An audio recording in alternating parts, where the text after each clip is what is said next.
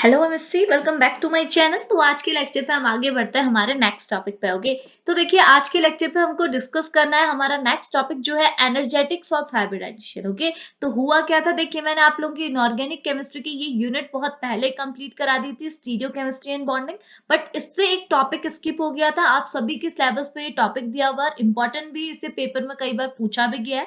और पूछा ऐसे किया, define energetics of hybridization and define band rule and energetics of hybridization. Okay, तो हुआ क्या था, मैंने आपको बैंड रूल तो एक्सप्लेन कर दिया था, एग्जांपल्स बता दी थी। हाँ, एप्लीकेशन देखो ना, मुझसे कुछ बच्चों ने बोला कि एप्लीकेशंस ऑफ बैंड रूल मैंने नहीं पढ़ाई है, बट मैंने एप्लीकेशंस ऑफ बैंड रूल आपको पढ़ा रखी है जब मैंने आपको बैंड रूल वाला पोर्शन पढ़ाया था। इसके अंदर मैंने आपको सारी एप्लीकेशंस बताई थी कि कैसे आप बैंड रूल की हेल्प से कैसे प्रिडिक्ट करेंगे कि आप अगर आपके पास नंबर ऑफ कंपाउंड दिए हुए हैं और बोला जाए कि इन कंपाउंड्स में से बॉन्ड एंगल किसका ज्यादा है, बॉन्ड लेंथ किसका ज्यादा है, किसका लुईस स्ट्रेंथ ज्यादा है, किसकी लुईस स्ट्रेंथ कम है, तो ऐसे बहुत फैक्टर्स रहते हैं, कुछ फैक्टर्स रहते हैं, उनको हमने डिफाइन करना होता है with the help of band rule. तो वही उसकी एप्लीकेशंस होती है। मैंने आपके कुछ क्या बहुत इंपॉर्टेंट एग्जांपल है जो कई बार पूछा गया है, हाइड्रोजन सॉरी वाटर अमोनिया के रिस्पेक्ट में किसकी लुईस स्ट्रेंथ ज्यादा है, किसकी कम है। ये सारी चीजें मैंने आपको एप्लीकेशन वाले पोर्शन पे कवर कराई हुई है। तो हमने क्या किया था, बैंड रूल डिस्कस कर लिया था, बट इसके साथ एक हमारा इंपॉर्टेंट टॉपिक है जो है आपका एनर्जेटिक्स ऑफ हाइब्रिडाइजेशन, जो कि कई बार पूछा भी गया है। ओके, तो हमने क्या कर दिया था, इसे स्किप कर दिया था, बट हम आज के लेक्चर पे इसे भी कवर करते हुए चलेंगे। ओके, तो देखो एनर्जेटिक्स ऑफ हाइब्रिडाइजेशन भी बहुत सिंपल टॉपिक है, बैंड रूल से मिलता जुलता है। तो हमने क्या करना है, बहुत सिंपली इसे समझना है, एग्जाम्पल की हेल्प से हम चीजों को और अच्छे से क्लियर करते हुए चलेंगे। ओके, तो स्टार्ट करते हैं लेक्चर को। ठीक है, तो देखो ना, सबसे पहले मैं आपको बताऊं, हमने बैंड रूल पे सारी चीजें डिस्कस की थी, मैंने आपको बता रखा है बैंड रूल। तो हमने क्या किया था, मैंने आपको जैसे पहले भी बोला था कि बैंड रूल से पहले आपका वीएससीपीआर, आपका हाइब्रिडाइजेशन सारा कॉन्सेप्ट आ चुका था। ओके, तो हुआ क्या था, हम वीएससीपीआर थ्योरी का यूज क्यों करते हैं, हमको कोई गिवन कॉम्प्लेक्स दिया है, उस कॉम्प्लेक्स का स्ट्रक्चर, उस कॉम्प्लेक्स की ज्योमेट्री को प्रिडिक्ट करने के लिए वीएससीपीआर का कॉन्सेप्ट यूज करते हैं। ओके, और क्या यूज करते हैं वहां पर को हम हाइब्रिडाइजेशन का कॉन्सेप्ट लगाते हुए हम प्रिडिक्ट कर लेते हैं कि अगर हमारा जो गिवन कॉम्प्लेक्स है उसका हाइब्रिडाइजेशन क्या होगा। अगर हाइब्रिडाइजेशन पता चल गया तो वीएससीपीआर थ्योरी के अंदर हम एक टेबल पढ़ते हैं कि किस हाइब्रिडाइजेशन के लिए कौन सी ज्योमेट्री होनी चाहिए। ओके,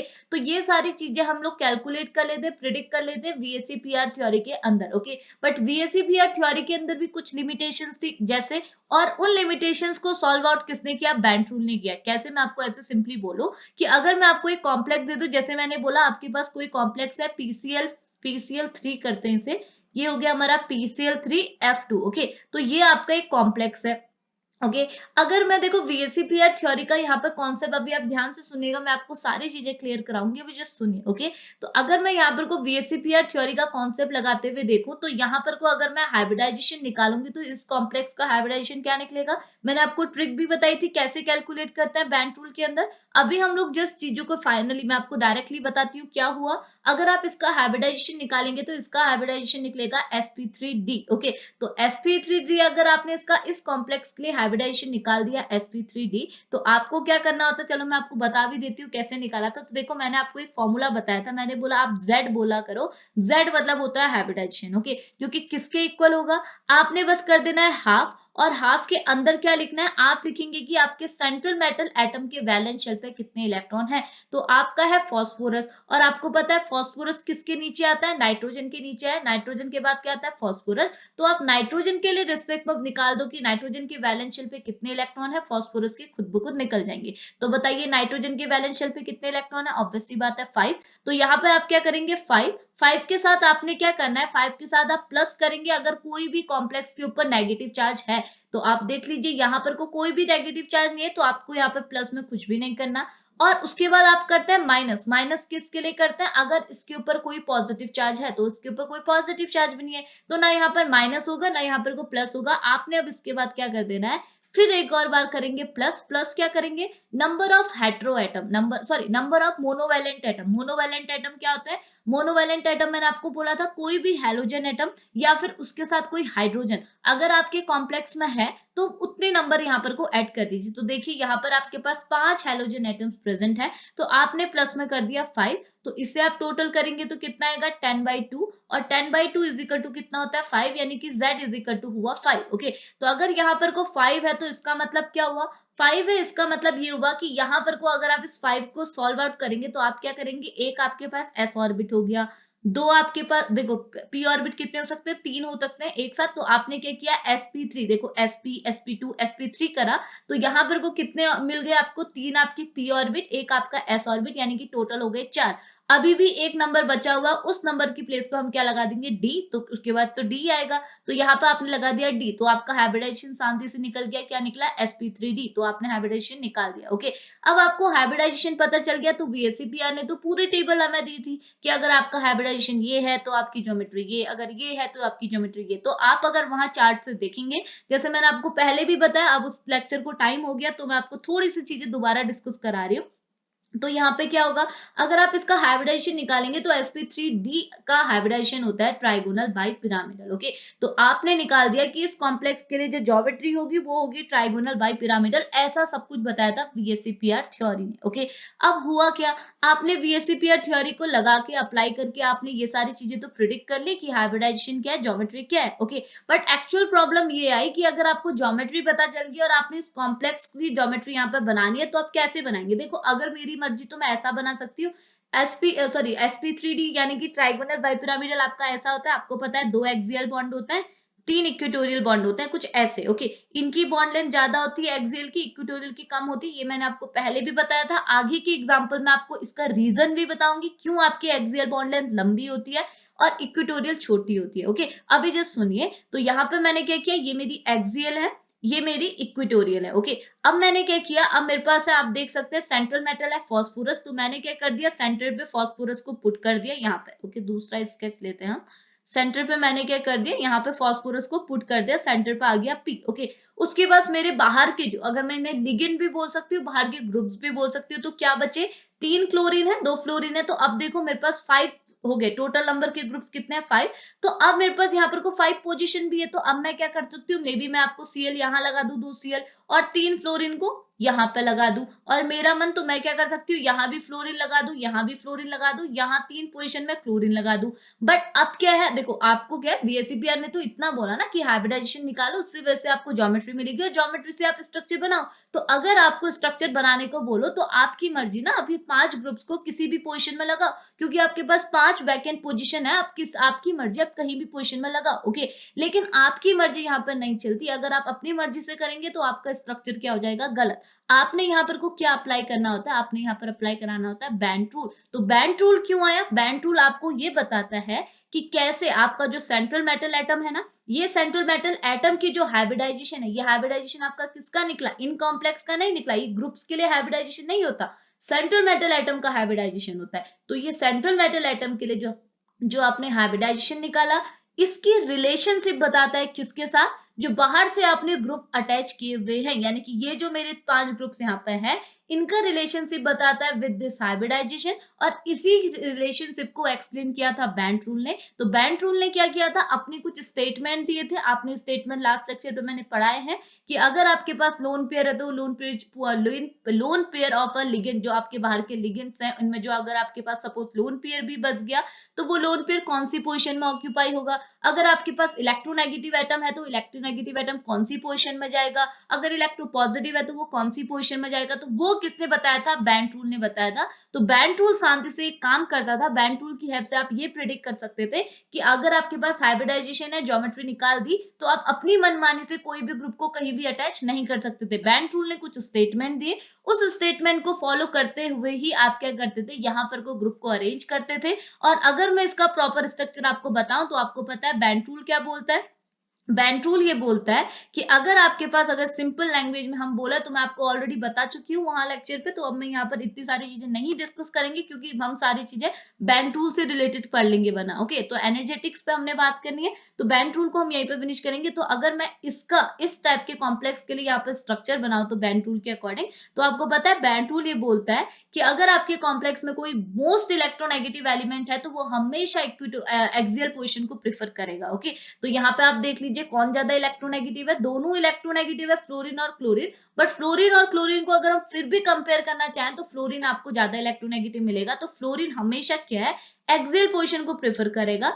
उसके बाद आपके ये बचे हुए जो 3 क्लोरीन है ये इस पोजीशन में आके बैठेंगे। तो ये स्ट्रक्चर कुछ इस टाइप का होता है और ये स्ट्रक्चर आपका करेक्ट होता है। अगर आप और बाकी स्ट्रक्चर बना रहे हैं, आपने फ्लोरीन को यहाँ लगा दिया, क्लोरीन को यहाँ लगा दिया, तो ये स्ट्रक्चर आपका गलत कंसिडर किया जाएगा। इतनी चीज क्लियर है। तो बैंड रूल ने हमें इतना सारी चीजें बताई। ओके, अब हमारी मेन चीज है कि एनर्जेटिक्स ऑफ हाइब्रिडाइजेशन क्या होता है। तो एनर्जेटिक्स ऑफ हाइब्रिडाइजेशन का जो कॉन्सेप्ट है वो बैंड रूल के अंदर ही आता है। इट मींस जो आपके बैंड रूल किसने दिया था, बैंड रूल दिया था हेनरी ए बैंड ने। ओके, तो इन साइंटिस्ट ने आपको बैंड रूल के बारे में तो बताया, इन्होंने ही आपको क्या बताया, एनर्जेटिक्स ऑफ हाइब्रिडाइजेशन के बारे में बताया। इन एनर्जेटिक्स ऑफ हाइब्रिडाइजेशन मतलब क्या होता है, एनर्जेटिक्स ऑफ हाइब्रिडाइजेशन मतलब कि अगर आप किसी कॉम्प्लेक्स के लिए जो हाइब्रिडाइजेशन निकाल रहे हैं ना, वो किसके बेसिस पे डिपेंड करेगा, वो डिपेंड करेगा आपकी एनर्जी के बेसिस पे। या फिर आप हाइब्रिडाइजेशन नहीं बोलना चाहे तो आप ऐसा भी बोल सकते हैं कि जैसे आप किसी भी कॉम्प्लेक्स के लिए ज्योमेट्री बनाना चाह रहे हैं ना, वो ज्योमेट्री किसके बेसिस पे बन रही है, आपने बोला बैंड रूल के अकॉर्डिंग बन रही है। ओके,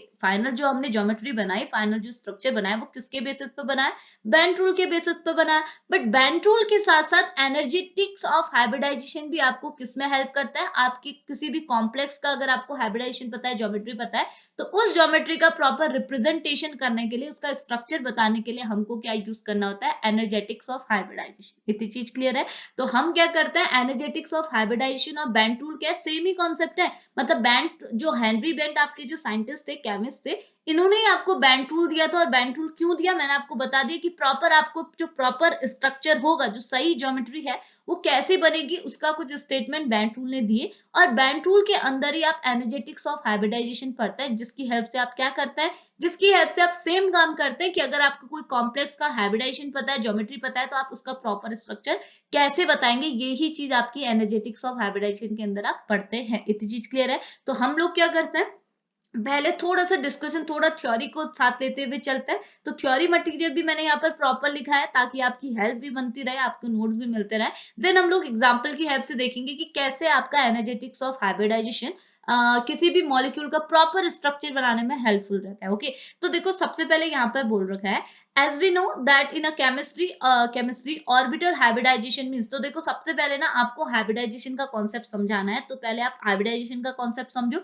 देन आपको पता चलेगा एनर्जेटिक्स ऑफ हाइब्रिडाइजेशन क्या होता है। ओके, तो ये बोल रहा है as we know that in a chemistry orbital hybridization मतलब ऑर्बिटल हाइब्रिडाइजेशन मतलब क्या होता है, आपको पता है जब आपके पास, देखो इनिशियली आपके पास जैसे ये कॉम्प्लेक्स है ना, इसमें आपके क्या होता है, आपके पास फास्फोरस अलग था, क्लोरीन अलग था, ये सारे के सारे एटम्स आपके सेपरेट थे और इन एटम्स के पास अपने अपने ऑर्बिटल्स थे। ओके, तो जब भी आप हाइब्रिडाइजेशन बनाते हैं तो आप क्या करते हैं, इन ऑर्बिटल्स को, इन ऑर्बिटल, ये जो आपके एटम्स हैं इनके ऑर्बिटल्स हैं, इन्हें कंबाइन कराते हैं। ओके, और इनको कंबाइन कराने के बाद जो फाइनल ऑर्बिट आपको मिलता है, उस ऑर्बिट को आप क्या बोलते हैं, हाइब्रिड। हाइब्रिड क्या होता है, कॉम्बो ही तो होता है, दो तीन चीजों का मिला के आपने कुछ बना दिया, तो वो क्या बन गया, उनका हाइब्रिड बन गया। ओके, तो यहाँ पर को क्या है, अगर आपके पास अलग अलग एटम्स हैं, इन अलग अलग एटम्स के पास अपने एटॉमिक ऑर्बिट होंगे। अगर इनके पास अपने एटॉमिक ऑर्बिट है, तो अगर हम इनके एटॉमिक ऑर्बिट को कंबाइन करा दें और एक फाइनल, एक बिल्कुल कंबाइन करा हुआ ऑर्बिट बना दें, तो उन्हें हम क्या बोलेंगे, हाइब्रिड ऑर्बिट। और इसी फिनोमिना को आप क्या बोलते हैं, हाइब्रिडाइजेशन। ओके, तो वही चीज बोल रहा है कि केमिस्ट्री के अंदर आप एटॉमिक और सॉरी, इन केमिस्ट्री के अंदर आप ऑर्बिटल हाइब्रिडाइजेशन मतलब क्या होता है, ऑर्बिटल हाइब्रिडाइजेशन को आप कैसे समझते हैं, ऑर्बिटल हाइब्रिडाइजेशन मतलब होता है mixing of atomic orbit to form a new hybrid orbit which having, और देखो जो आपने एटॉमिक ऑर्बिट को मिक्स करके, इनके एटॉमिक ऑर्बिट को मिक्स करके एक नया हाइब्रिड ऑर्बिट बनाया। और जरूरी नहीं है कि इसकी जो एनर्जी है, देखो हमने सारी चीजें एनर्जी के रिस्पेक्ट में बात करनी, क्योंकि हम पढ़ रहे हैं एनर्जेटिक्स ऑफ हाइब्रिडाइजेशन। ओके, तो इसकी जो, ये जो आपका फाइनल हाइब्रिड ऑर्बिट बना है, इसकी एनर्जी जरूरी नहीं है कि इसकी एनर्जी क्या है, इन ऑर्बिट के बराबर हो, मतलब इनकी जो एनर्जी है वो ही इनकी हो, ऐसा नहीं होता है। ओके, तो एक होता क्या है, जो इसकी जो एनर्जी होती है वो इन सब ऑर्बिट्स की, जो छोटे छोटे और एटॉमिक ऑर्बिट ने कंबाइन करके एक हाइब्रिड ऑर्बिट बनाया। समझ में आ रहा ना, हमारा क्या होता है, हमारे पास होते हैं एटम्स। ओके, हम क्या करते हैं, एटम्स को कंबाइन कराते हैं। वेट कीजिए, देखो हमारे पास क्या होता है, एटम्स हैं, ये हमारे एटम्स है, जैसे ये PCl F2 है। ओके, ये यहाँ पर क्या है, ये सारे के सारे हमारे एटम्स हैं, इनके अपने अपने होंगे ऑर्बिट। ओके, हम इनके ऑर्बिट्स को कंबाइन करेंगे तो हमें क्या मिलेगा, एक बड़ा ऑर्बिट। और उस बड़े ऑर्बिट को हम क्या बोलेंगे, हाइब्रिड ऑर्बिट। क्यों हमने हाइब्रिड ऑर्बिट क्यों बोला, हाइब्रिड मतलब होता है छोटी सी, मतलब बहुत सारी चीजों का कॉम्बो। हमने ये सब जगह तो पढ़ते हैं ना, बायोलॉजी वगैरह में भी आप पढ़ते हैं हाइब्रिड मतलब। तो यहाँ पे क्या हुआ, इन सब का कॉम्बो हो गया, इन सब से मिक्स हो गया, हमें कुछ मिला है। ओके, तो यहाँ पर हमारा जो ये बड़ा वाला जो ऑर्बिट बना, इसे आप बोलते हैं हाइब्रिड ऑर्बिट, और इसी का यहाँ पर इसी को बोला जाता है, जैसे हमने बोला इसका हाइब्रिडाइजेशन है sp3d। तो ये क्या है, इन सबके ऑर्बिट का कॉम्बो है। आपको पता है ऑर्बिटल्स ही तो होते हैं, s orbit, p orbit, d orbit और f ऑर्बिट। तो अगर हम इन एटमिक ऑर्बिट के ऑर्बिटल्स को कंबाइन कराएं तो हमारा जो फाइनल ऑर्बिट मिलेगा उसे हम बोलते हैं हाइब्रिडाइज और हाइब्रिड ऑर्बिट, जिसे हम कुछ ऐसे रिप्रेजेंट करते हैं sp2, sp3, spd, और इस फिनोमेना को बोलते हैं हाइब्रिडाइजेशन। और ये भी चीज बोल रहा है कि यहाँ जो आपका हाइब्रिड ऑर्बिट बना है, इस हाइब्रिड ऑर्बिट की एनर्जी क्या है, इन ऑर्बिट के इक्वल नहीं होती है। ऐसा मत समझना कि इनकी जो एनर्जी है, इसकी एनर्जी या फिर इसकी एनर्जी या फिर इसकी एनर्जी, इनकी एनर्जी के इक्वल ही आपकी हाइब्रिड ऑर्बिट की एनर्जी होगी। उतनी चीज क्लियर है। अब ये वही चीज बोल रहा है कि आपकी क्या बोल रहा है, and the energy of a hybrid orbit is the sum of the energy of all the atomic orbit. अगर आप अपने हाइब्रिड ऑर्बिट की एनर्जी निकालना चाहते हैं तो आपको कैसे पता चलेगा, आपने अपने सारे ऑर्बिट्स की एनर्जी को ऐड कर देना है, टोटल जो एनर्जी निकलेगी वही एनर्जी होगी आपकी फाइनल हाइब्रिड ऑर्बिट की। ओके, और ये हाइब्रिड ऑर्बिट की एनर्जी आपको क्या प्रिडिक्ट कराती है, ये हेल्प करती है, help to determine the structure of a molecule, और we can say that the shape of a hybrid orbit depending upon the contribution of sp-d orbits, sp या फिर आप बोल सकते हैं sp-df, कोई भी ऑर्बिट्स का। And this rule is given by the Henry bent. तो आप समझ गए हमने क्या करना है। अगर आप इस जो आपका हाइब्रिड ऑर्बिट है, जो आपका फाइनल ये जो ऑर्बिट बना, ये तो हाइब्रिड ऑर्बिट है, ये हाइब्रिड ऑर्बिट की अगर आप एनर्जी को प्रिडिक्ट कर लेंगे तो उस एनर्जी की प्रिडिक्शन की वजह से आप क्या निकाल सकते हैं, आपका जो गिवन कॉम्प्लेक्स है उसका शेप क्या है, उसकी ज्योमेट्री क्या है, आप इसे डिटरमाइन कर सकते हैं। कैसे कर सकते हैं, आपको बस ये डिपेंड कर, मतलब ये सारी चीजें कैसे किस पे डिपेंड करेगी, वो डिपेंड करेगी कि आपके कौन कौन से ऑर्बिट वहां पर को कंट्रीब्यूट है, किस किस की एनर्जी वहां पर को लग रही है। ओके, और इसी को बोलते हैं एनर्जेटिक्स ऑफ हाइब्रिडाइजेशन, जिसका कॉन्सेप्ट किसने दिया था, हेनरी बेंट, जिनने आपको बेंट रूल एक्सप्लेन किया था। दोनों का मोटिव एक ही है, दोनों काम एक ही करते हैं, बस दो दो अलग अलग टर्म का हम लोग जस्ट यूज कर रहे हैं। ओके, इतनी चीज क्लियर है। अब ये बोल रहा है the energetics of hybridization means the role of energy difference between the orbitals while undergoing the hybridization or the energy release after the hybridization takes place, and this issue and these issue are discussed in the term of the energetics of hybridization। इतनी चीज clear है। अब मैं आपको क्या कराती हूँ, थोड़ा और इंट्रोडक्शन पे लेके चलती हूँ। देखो ये आप थ्योरी पढ़ लेंगे, जो मैं आपको इसका लिंक तो दे देती हूँ ना। ये थ्योरी आपको वही चीज बोल रही है जैसे हमने ऊपर बोला कि आपके एटॉमिक ऑर्बिट कंबाइन करते हैं तो हाइब्रिड ऑर्बिट देते हैं। हाइब्रिड ऑर्बिट की एनर्जी के बेसिस पर हम क्या करते हैं, ये प्रिडिक्ट कर सकते हैं कि आपका जो गिवन कॉम्प्लेक्स है उसकी ज्योमेट्री क्या होगी, शेप कैसी होगी। अभी मैं आपको एग्जांपल से एक्सप्लेन करती हूँ। और इसी फिनोमिना को आप बोलते हैं एनर्जेटिक्स ऑफ हाइब्रिडाइजेशन, जिसका कॉन्सेप्ट आपको हेनरी बेंट ने दिया हुआ था। ओके, अब वही चीज यहाँ पर बोल रखा है। देखो ये बोल रहा है, देखो ये तो बेंट रूल के लिए बोल रहा है। बेंट रूल हमें क्या एक्सप्लेन करती है, बेंट रूल यही एक्सप्लेन करता है कि हमारा जो सेंट्रल मेटल एटम है उसका जो हाइब्रिडाइजेशन है, उसका जो ऑर्बिट का जो हाइब्रिडाइजेशन है वो कैसे कोरिलेट कर रहा है सराउंडिंग लिगेंड से, इसका रिलेशनशिप बताता है बेंट रूल, जो हमने ऑलरेडी प्रीवियस लेक्चर पे डिस्कस किया हुआ है। ओके, तो ये खाली इंट्रोडक्शन है, जैसे मैंने आपको ऊपर बताया, ये आपके थ्योरी पर्पस के लिए हो जाएगा, क्योंकि अगर आपसे एग्जाम में पूछा गया है देन आप क्या एक्सप्लेन कर सकते हैं। आपके माइंड में बहुत सारी चीजें होंगी, आपको कॉन्सेप्ट क्लियर होगा, बट आपको वहां पर को प्रॉपर लिखने के लिए भी तो चाहिए, ताकि टीचर भी को भी तो पता चले आपको पता है या नहीं पता है। तो वो उस पर्पस के लिए मैंने यहाँ पर कुछ चीजें ऐड किया हुआ है, ये आपको मैं नोट्स पर्पस में शेयर कर दूंगी। अभी जस्ट मैं आपको सीधे लेके चलती हूँ कि कैसे आपको ये सारे एनर्जेटिक्स ऑफ हाइब्रिडाइजेशन की हेल्प से, यानी कि हाइब्रिडाइजेशन की एनर्जी के बेसिस पे आपको कैसे प्रिडिक्ट हुआ कि आपके कॉम्प्लेक्स की शेप क्या है, मॉलिक्यूल की ज्योमेट्री क्या है। ओके, तो आप जिस पहले एग्जांपल पे मैं आपको लेके चलती हूँ। ठीक है, आप यहाँ पे एग्जांपल पे देखो।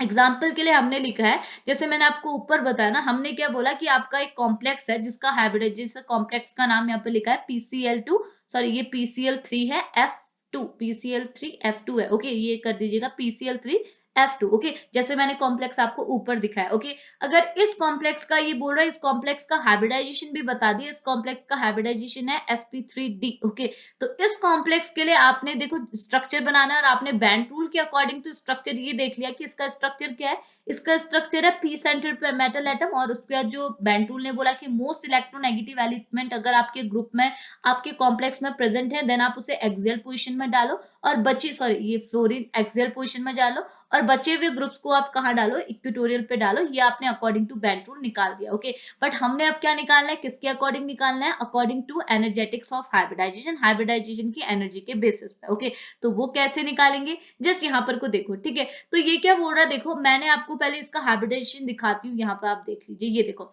सबसे पहले हमने क्या किया, आप यहाँ पे, यहाँ आपको वही चीज रिप्रेजेंट की है, जैसे आपका PCl3 F2 टाइप का कॉम्प्लेक्स दिखाया, इसका हाइब्रिडाइजेशन लिखा है sp3d, ज्योमेट्री आपकी ट्राइगोनल बाइपिरामिडल। ओके, तो अगर आप प्रॉपर हाइब्रिडाइजेशन निकालेंगे तो आप क्या करेंगे, क्योंकि आपने क्या निकालनी, हाइब्रिडाइजेशन के टाइम पे एनर्जी की बेसिस पे आप ज्योमेट्री बताने वाला है। तो आपने क्या किया, आपने अपना फॉस्फोरस लिया जिसके पास 15 इलेक्ट्रॉन्स है।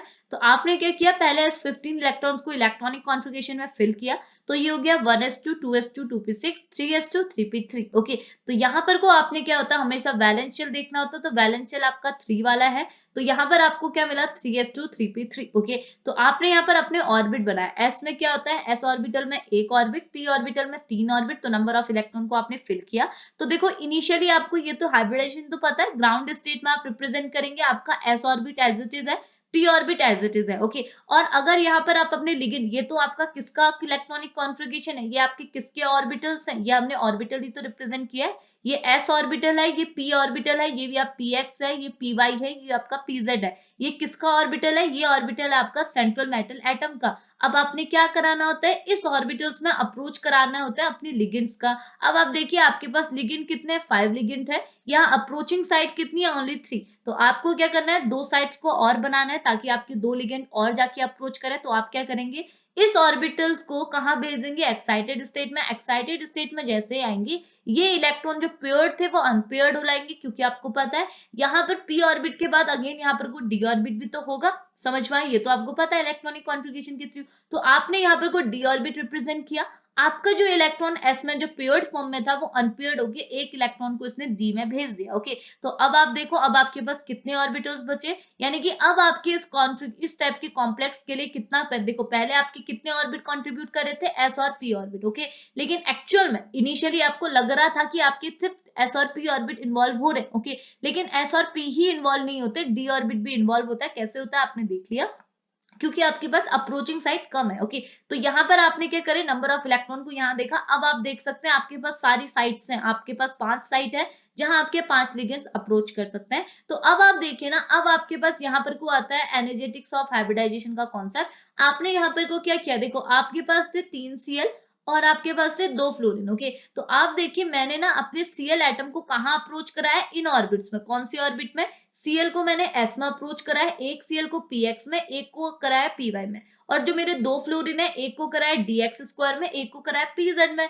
अब ऐसा क्यों, मेरी मर्जी। अब मैं क्या करती, इस फ्लोरीन को, ये वाले फ्लोरीन को अप्रोच करा सकती थी s ऑर्बिट के साथ। ओके, और ये dx ऑर्बिट को करा सकती थी अगेन px के साथ। तो मैं मतलब इस f को मैं करा सकती थी px के साथ, समझ में आ रहा है ना। मैंने इन ऑर्बिट को, जैसे Cl वाले जो ऑर्बिट्स हैं, जिसे मैं बोल रही हूँ लेस इलेक्ट्रोनेगेटिव, ये आपके लेस इलेक्ट्रोनेगेटिव है, ये आपके मोर इलेक्ट्रोनेगेटिव है, अगर हम इसे ऐसे क्लासिफाई करें तो। ओके, तो क्या मिलेगा, जो आपके लेस इलेक्ट्रोनेगेटिव है वो कहाँ अप्रोच कर रहे हैं, s ऑर्बिट px और py में, लेकिन जो आपके मोर इलेक्ट्रोनेगेटिव है वो यहाँ अप्रोच कर रहा है। अब आप देखिए आपके जो ये p ऑर्बिट है ना, ये आपका डीजनरेटेड है। डीजनरेटेड मतलब ये p, पूरे p ऑर्बिटल्स में जितने भी 3 ऑर्बिट है, इनकी एनर्जी इक्वल है, ऐसा तो है नहीं। ऐसा तो हमने बोला नहीं कि px की एनर्जी ज्यादा है, py की एनर्जी कम है, ऐसा तो हमने कुछ बोला नहीं।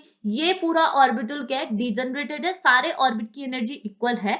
बट यहाँ पर को अगर आप वो कॉन्सेप्ट को लगाते हुए देखेंगे तो यहाँ पर को क्या होता है, यहाँ पर को आपको एक चीज मिलेगी, यहाँ पर को आप क्लासिफाई करते हैं अपने इन ऑर्बिटल्स को 2 सेट में। कैसे, यहाँ पर को लिखा है देखो, ये बोल रहा है इन sp3d हाइब्रिडाइजेशन हमको क्या, कौन कौन से ऑर्बिट मिल रहा है, एक s ऑर्बिट मिल रहा है, 3 p ऑर्बिट मिल रहा है, और एक हमको मिल रहा है d ऑर्बिट। ओके, और इसलिए क्या है, यहाँ पर को हाइब्रिडाइजेशन क्या मिल रहा है, sp3d। लेकिन आप देख सकते हैं कि ये पांचों के पांचों ऑर्बिटल्स की एनर्जी इक्वल नहीं, इन पांचों की एनर्जी तो इक्वल नहीं है। आपको पता है s की एनर्जी सबसे कम होती है, देन p की, देन d की, देन f की। ओके, इट मींस यहाँ पर कोई पांचों ऑर्बिटल्स की, ये जो पांचों ऑर्बिट हैं, इनकी एनर्जी बिल्कुल भी इक्वल नहीं है। तो हम क्या करते हैं, इनको डिवाइड करते हैं 2 टाइप्स के सेट में, 2 equivalent set. Okay, 2 equivalent set क्या होता है, एक इक्विवेलेंट सेट को आप नाम देते हैं, इसे आप बोलते हैं इक्वेटोरियल सेट, दूसरे सेट को आप नाम देते हैं एक्सियल सेट। अब होता क्या है कि आपके जो ये एस ऑर्बिट है ये आपका इक्वेटोरियल सेट कंसीडर किया जाता है, और ये जो पी एक्स और पी वाई है इनको भी आप इक्वेटोरियल सेट कंसीडर करते हैं। ओके,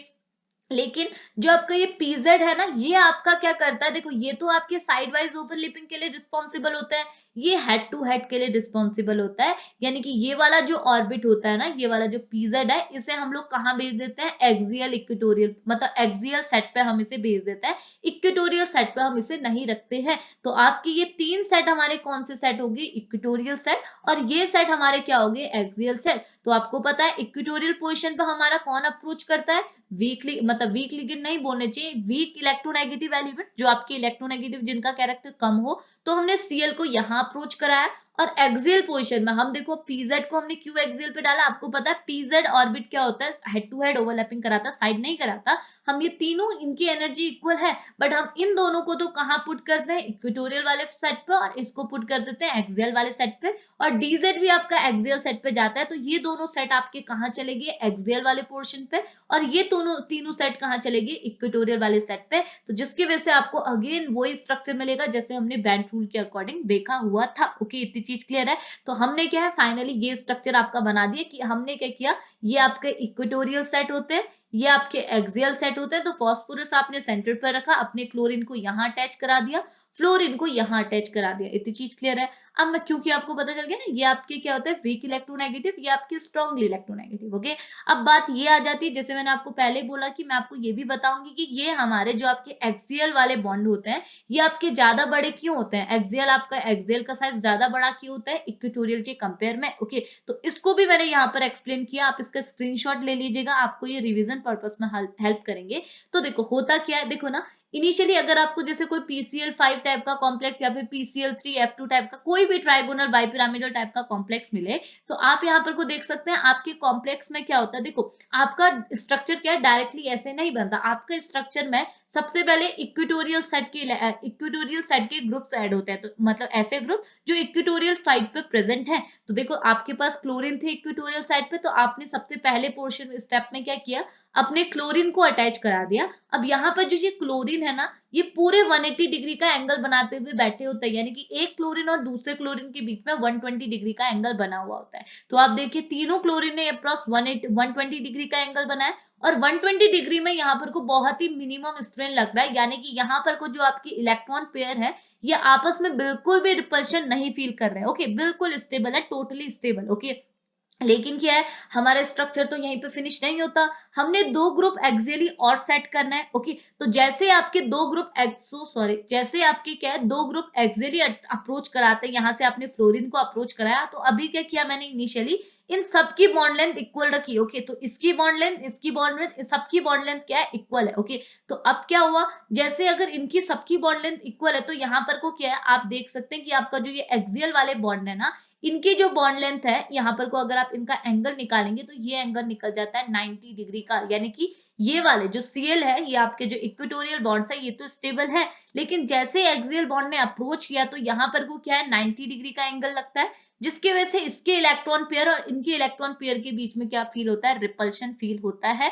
रिपल्शन फील होने की वजह से, लेकिन रिपल्शन किसकी वजह से हुआ, इन फ्लोरीन की वजह से हुआ, ये एक्सियल बॉन्ड की वजह से हुआ, जिन्होंने बाद में अप्रोच किया।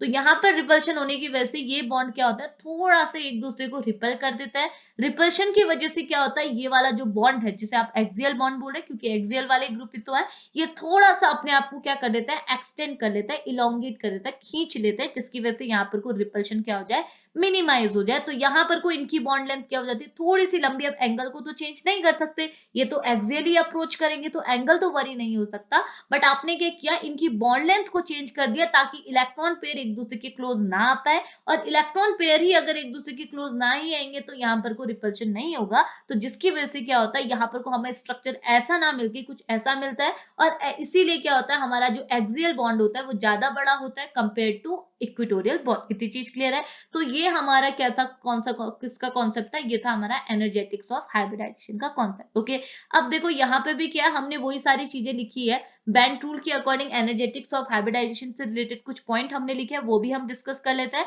एंड देन एक और एग्जांपल हमने यहाँ पर देखा है, इसको भी हम डिस्कस कर लेते हैं, ठीक है। तो यहाँ पे चलिए पहले हम ये वाले कॉन्सेप्ट को, ये वाले पॉइंट्स को डिस्कस कर लेते हैं। तो ये क्या बोल रहा है, देखिए ये पॉइंट्स के डिस्कस करें वो भी हम एक बार देख लेते हैं। तो पहला पॉइंट आपको बोल रहा है कि S orbit have a low energy then a P orbit. जैसे मैंने आपको बोला कि एस ऑर्बिट की एनर्जी कम होती है compare to P orbit, and P की कम होती है कंपेयर टू डी, और डी की कम होती है compare to F orbit. Okay, अगला ये बोल रहा है the more S character decrease the energy of a bonding orbit and hence they are shaped like a S orbit. तो ये बोल रहा है कि अगर आपके किसी भी कॉम्प्लेक्स में एस कैरेक्टर ज्यादा है, पी कैरेक्टर कम है, एस कैरेक्टर ज्यादा है, तो ये क्या करेगा, आपके पूरे ऑर्बिटल्स की एनर्जी को डिक्रीज कर देगा। सिमिलरली इसी का उल्टा कब होगा, जब अगर आपके पास कॉम्प्लेक्स में पी कैरेक्टर ज्यादा होगा तो आपकी क्या होगी, बॉन्डिंग ऑर्बिटल्स की एनर्जी क्या हो जाएगी, इंक्रीज हो जाएगी, बढ़ जाएगी। ओके, अगला ये बोल रहा है कि the S character are closer to a nucleus. आपको पता है एस ऑर्बिट क्या होता है, क्लोजर होता है न्यूक्लियस की ओर, मतलब न्यूक्लियस के ज्यादा क्लोज होता है,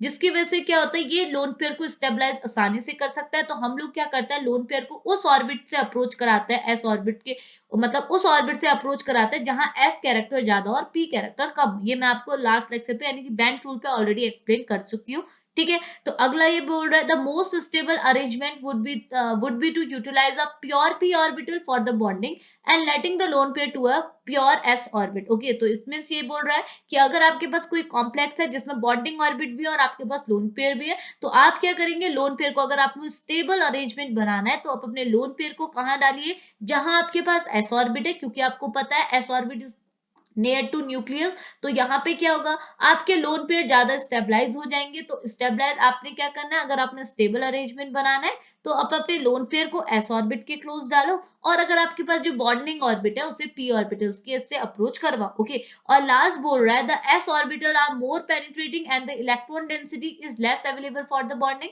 thus the more electronegative atom would be able to withdraw a more electron density from the p orbital and then from the s orbitals। okay, तो ये जस्ट क्या थे, इसके पॉइंट थे, पॉइंट आप लिख सकते हैं अगर आपसे क्वेश्चन पूछा जा रहा है, क्वेश्चन में भी पूछा जाएगा क्योंकि इंपॉर्टेंट ही है। अब हम लोग क्या कर लेते हैं, एक लास्ट एग्जांपल देख लेते हैं जो कि आपको क्या बताता है, वही बेंट रूल के अकॉर्डिंग ही ये एग्जांपल है। ये बोल रहा है कि अगर आप कोई कॉम्प्लेक्स देखेंगे जिसका हाइब्रिडाइजेशन sp3 है, जैसे आपके कॉम्प्लेक्स है CH4 हो गया, CCl4 है, यहाँ तो आप देखेंगे आपके चारों लिगेंड जो बाहर से अप्रोच कर रहे हैं, चारों ग्रुप्स जो बाहर से अप्रोच कर रहे हैं वो सेम है। ओके, लेकिन यहाँ पर आप देखो, अगर मैं एग्जांपल लूं आपका CH2F2, इसमें भी आपके बाहर से चार ही ग्रुप अप्रोच कर रहे हैं, बट इनमें दो ग्रुप सेम है, दो ग्रुप अलग है। ओके, तो अगर आप इसके केस में देखेंगे, यहाँ पर को बॉन्ड एंगल में आपको चेंज मिलेगा। चेंज क्या मिलेगा, ये बोल रहा है कि यहाँ पर आपकी ज्योमेट्री तो बन गई tetrahedral because hybridization is sp3। Okay, लेकिन यहाँ पर आपको पता है टेट्राहेड्रल के लिए जो ideal stable thermodynamically stable angle होता है वो कितना होता है, 109 का। यानी कि अगर आपके सारे एटम 109 का डिग्री का एंगल बना के बैठे हैं, इट मीन्स आपका जो कॉम्प्लेक्स है वो इस टाइप का स्टेबल कॉम्प्लेक्स है। ओके, लेकिन अगर आप इस केस में देखेंगे, CH2F2 के केस में देखेंगे, तो आपको क्या मिलेगा, फ्लोरीन कार्बन फ्लोरीन का जो बॉन्ड एंगल है वो आपका कम है कंपेयर टू 109, और आपका क्या है, जो आपका ये H वाला है वो तो ठीक है, ठीक है, यानी कि कार्बन कार्बन के साथ दो हाइड्रोजन भी अटैच है, दो फ्लोरीन भी अटैच है। अभी मैं इसे आपको सिंपली ऐसे दिखा रही हूँ। ओके, तो ये बोल रहा है कि हाइड्रोजन कार्बन हाइड्रोजन वाला बॉन्ड तो बिल्कुल ठीक है, ये वाला तो बिल्कुल ठीक है, लेकिन अगर आप फ्लोरीन कार्बन फ्लोरीन वाला जो बॉन्ड देखेंगे, ये आपको कम दिखेगा कि यहाँ पर को जो बॉन्ड एंगल है वो कम है, किसके कंपेयर में, 109 के, क्योंकि एक्चुअल में तो हमें 109 चाहिए, क्योंकि स्टेबल बॉन्ड एंगल कितना होता है sp3 हाइब्रिडाइजेशन का, 109। तो इसका रीजन क्या है, इसका रीजन भी आपको बेंट रूल ने प्रूव किया था। बेंट रूल ये बोलती है कि अगर आप यहाँ पे देखेंगे, यहाँ पर को इलेक्ट्रोनेगेटिविटी कैरेक्टर, या फिर बोल सकते हैं कि फ्लोरीन आपका ज्यादा इलेक्ट्रोनेगेटिव है। अगर यहाँ पर को आप p कैरेक्टर और s कैरेक्टर देखेंगे तो आपको मिलेगा यहाँ पर को s कैरेक्टर थोड़ा कम है और p कैरेक्टर ज्यादा है, क्योंकि आपको पता है s कैरेक्टर किसके इनवर्सली प्रोपोर्शनल है, इलेक्ट्रोनेगेटिविटी के, यानी कि जितनी ज्यादा इलेक्ट्रोनेगेटिविटी उतना उतना कम s कैरेक्टर। तो आप देख लीजिए यहाँ पर आपका s कैरेक्टर क्या है, ज्यादा कम होगा क्योंकि इलेक्ट्रोनेगेटिविटी ज्यादा है, और p कैरेक्टर ज्यादा होगा क्योंकि इलेक्ट्रोनेगेटिविटी ज्यादा है, क्योंकि p character is directly proportional to electronegativity. Okay, तो यहाँ पर को s कैरेक्टर की कमी होने की वजह से, s कैरेक्टर कम होने की वजह से क्या मिला आपको, यहाँ पर को जो आपको बॉन्ड एंगल मिला वो आपको कम मिला। तो यहाँ पर लिखा है F is more electronegative than hydrogen. तो आपका जो फ्लोरीन कार्बन फ्लोरीन में जो आपका s कैरेक्टर है वो आपका लेस है, किसके कंपेयर में, हाइड्रोजन कार्बन हाइड्रोजन के कंपेयर में, जिसकी वजह से due to the less S character the bond angle is less in a carbon CH2F2 के केस में यहाँ पर को आपको जो बॉन्ड एंगल मिला वो कम मिला। देखो अगर आप यहाँ पे देखते, अगर आप CH4 के केस में देखते तो यहाँ पर आपको नॉर्मल 109 का मिलता है। आपको पता है मीथेन में तो 109 एंगल बनता है, ओके। लेकिन यहाँ पर को अगर आप देखेंगे यहाँ पे आपको 109 से कम एंगल मिलेगा। क्यों? क्योंकि यहाँ पर को जो आपका बॉन्ड एंगल है, मतलब यहाँ पर अगर आप एस कैरेक्टर पी कैरेक्टर देखेंगे तो आपको पता चलेगा एस कैरेक्टर यहाँ पर को कम है, क्योंकि यहाँ पर इलेक्ट्रोनेगेटिविटी ज्यादा है। और कहीं भी अगर एस कैरेक्टर ज्यादा होता है तो एस कैरेक्टर कम होता है तो बॉन्ड एंगल क्या होता है? कम होता है, because S character is directly proportional to bond angle. ये सारी चीजें मैंने आपको कहाँ बताई थी? जब हमने बैंड रूल को डिस्कस किया था, ओके। तो ये था आज का आपका लेक्चर, जो था आपका band rule and energetics of hybridization. Hope आपके लिए लेक्चर हेल्पफुल रहा। ये थ्योरी मटेरियल मैं आपको शेयर कर दूंगी, आप वहां से इसका नोट्स ले सकते हैं। अगर आपसे पेपर में पूछा जाता है देन आप ये एग्जांपल की हेल्प से, इस थ्योरी मटेरियल की हेल्प से अच्छे नंबर गेन कर सकते हैं, ठीक है। तो हम लेक्चर को यहीं पे फिनिश करते हैं, मिलेंगे नेक्स्ट लेक्चर पे, तब तक के लिए बाय बाय।